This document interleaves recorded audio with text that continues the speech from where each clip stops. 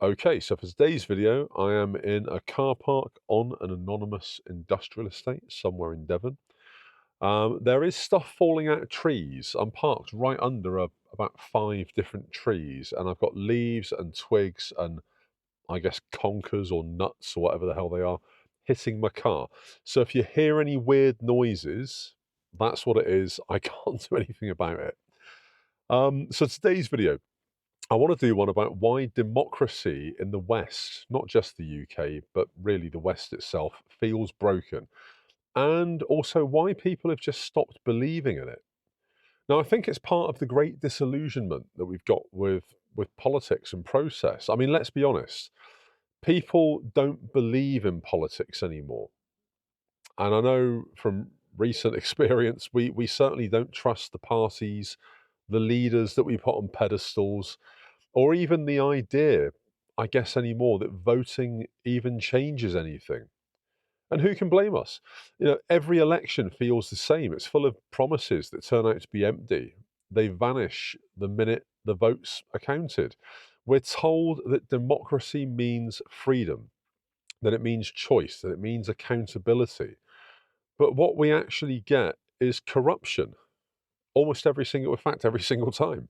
And there's within that, there's a sense that ordinary people don't actually matter. Because the truth is, democracy hasn't disappeared. It's really just been hollowed out. It still looks the same. It appears to be the same. It looks good on paper. You've got elections, you've got parliaments, you've got petitions, you've got debates. Does it really do anything? Behind the scenes, the system works for a very different audience. And I think we can all agree on that. Democracy is almost a brand now.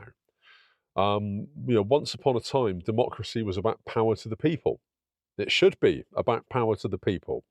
Now it seems more like just a clever PR stunt or a marketing slogan used to get votes. It's been turned into a product, a commodity, something we're told that we have rather than something that we can actually control. Now, politicians use the language of democracy. They use words like choice, like freedom, like accountability, transparency, all of these buzzwords. But the choices are limited. The freedoms are shrinking. The transparency is pretty much fully opaque. And the accountability, it seems like it's an optional extra. And that's the truth. We do get to pick between parties, yes, but they all serve the same donors: big pharma, big energy, whatever it might be, whoever's paid for their campaign, whatever lobbyists they've got in whatever departments. We vote for policies that never happen, and then also we get policies brought in that we never voted for. And I think that happens more often than not. And then all the while we sit back and watch whilst unelected lobbyists write the rule books that we play by.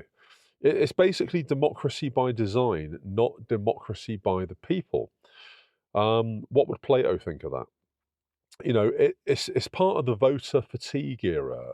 You look at turnout numbers across the Western world for elections, they're falling everywhere. In Britain, millions simply don't bother to vote anymore. And it's not because they're lazy, it's because they've stopped believing that anything that they vote for is going to make a tangible difference. I'm in that too. We've seen too much. We've seen MPs lying without real consequence. We've seen parties promising reform and then doing the exact opposite. We've heard leaders waffle, cue Boris Johnson, changing the dialogue every few months like it's a reality TV show. People aren't apathetic, they're simply exhausted by it all. And it's not that we don't care about politics, we absolutely do. We just don't care so much for the politicians and the mouthpieces that work in the industry of politics. There's a money problem that wraps around this. You can't talk about a broken democracy without talking about money. Money funds campaigns, money buys media space, money influences policy, massively so. So when politics depends on money, it stops depending on people. We become secondary. If relevant at all. Big donors get access and influence. Ordinary voters just get sound bites and slogans. And it's not a conspiracy. It's simply how the system's been built. So if you can afford to fund the party, you can also help to shape its direction. If you can't, you're basically a spectator. And when people say the system's rigged, I say the system's rigged all the time. We're not wrong. It's just that it's been legalized. It's okay. Or it's made to be okay. And there is that media mirage. You know, a healthy democracy needs a free press. We've got less and less of that each month now. What happens when the press is owned by billionaires? You get the illusion instead of information. As I've said again previously, 6 men own most of Britain's media. They decide what stories get airtime, what scandals vanish through distraction, and they also decide which politicians get destroyed or protected. They don't tell you what to think, but they do tell you what to think about it. The narrative is pushed. We're basically spoon fed our thoughts. So every week the headlines move. 1 minute it's migrants, the next minute it's protesters, the next minute it's princes, and the next minute it's peds. You know, and then there's always some celebrity distraction in the mix as well. That's like the kind of get out clause. All the while, the real issues, things like inequality, things like corruption, things like cronyism, they stay quietly in the background, buried by the noise. Democracy doesn't die in darkness. It literally gets smothered by noise. That's how we are kept from seeing what's really happening. It's part of the technocratic takeover. You know, you've got a quiet shift, one that most people don't even notice. Decisions that used to be made by elected politicians are now made by unelected experts. They're made by consultants. They're made by international institutions, ECHR, EU. You know, why are we even taking orders from these Muppets?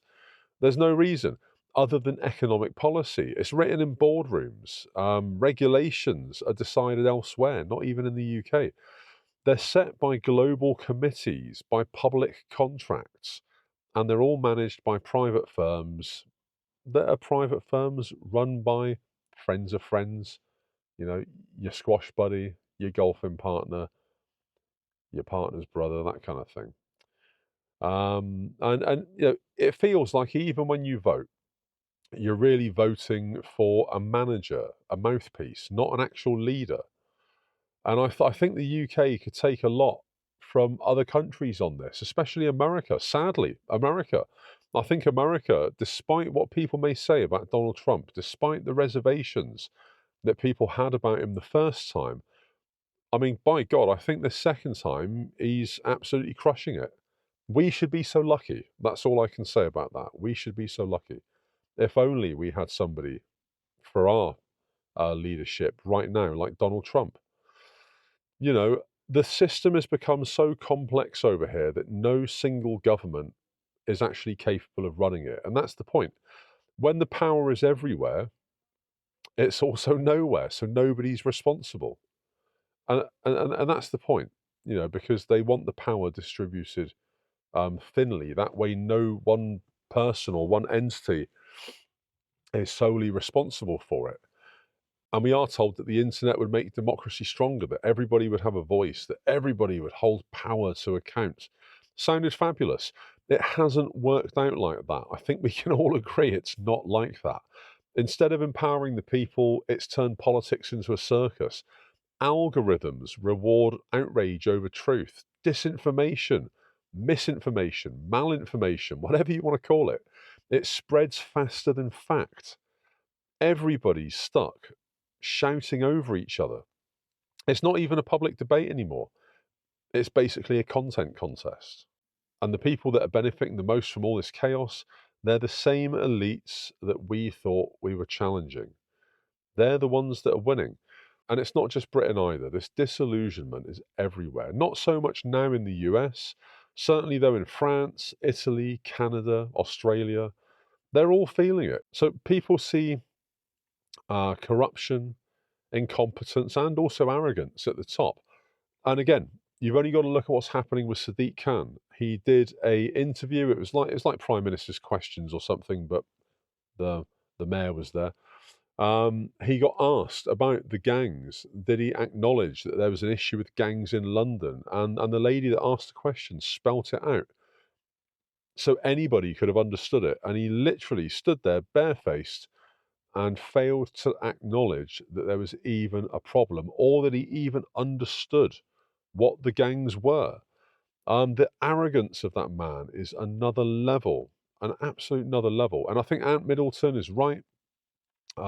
He needs to be banged up. He needs to be removed at the very least, if not banged up, because I think he's been complicit in all of this. Um, and I think because of that, I think because of people like Sadiq Khan, people have now stopped believing that reform is even possible because it's too far gone. And that's why populism has exploded. People don't necessarily believe the populists have all the answers, but they just want to smash the system that's ignoring them. It's the political version of sod it, let's burn it all down. And why not? If that happens, maybe we can rebuild something real.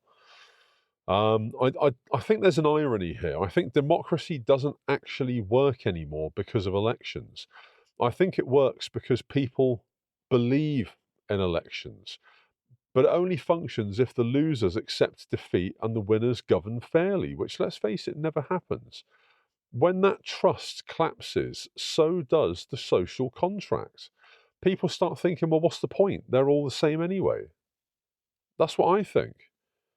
Whatever bunch of clowns you vote in, they're all going to ruin you the same way. And once people stop believing that the rules are fair, they stop playing by them. And that's when democracy starts to rot. That's when you lose democracy entirely. Britain is basically right now the perfect case study. Brexit promised taking back control, making it ours again, making Britain great again. But who took control? Certainly wasn't the people who voted for it. Post Brexit, politics hasn't become freer, it's become smaller, it's become divisive. There's more division, there's less direction. There are more attention grabbing headlines without the results that should come from them. Trust in Parliament and the Prime Minister is at record lows. Trust in media is almost gone completely because we've seen them outed time and time again right here on YouTube. Most people think the country is going to the dogs. Literally, most people think this country is going entirely in the wrong direction. But they can't see anybody there capable of turning it around. And that's not democracy in crisis. That's basically tyranny on autopilot. We need to rebuild faith in the system. Can democracy be saved? Yes. Yes, it can. Probably not by politicians, though. It starts with people demanding real transparency, real accountability, real representation, none of which we have at the moment. And that does mean voting for principles, not personalities. It means calling out corruption everywhere you see it, wherever it hides. It means remembering that democracy isn't, some gift from the powerful. It's a fight that we have to keep winning. Every generation has to fight to keep democracy. Because right now, democracy isn't dying, it's just being outsourced. And until we decide to take it back, we're just going to keep getting the illusion of choice instead of the real thing. So, what are your thoughts on this? What are your thoughts on the illusion of democracy in the UK? Do you think democracy is all but dead and buried? Well, who knows? But really keen to hear your thoughts on this. Drop it in the comments, let me know. Yeah, YouTube is going to put another video there. I'm going to go back to my lovely 9 to 5 and have a little cry in the disabled toilet for an hour or two. And another video tomorrow. Goldman, peace out.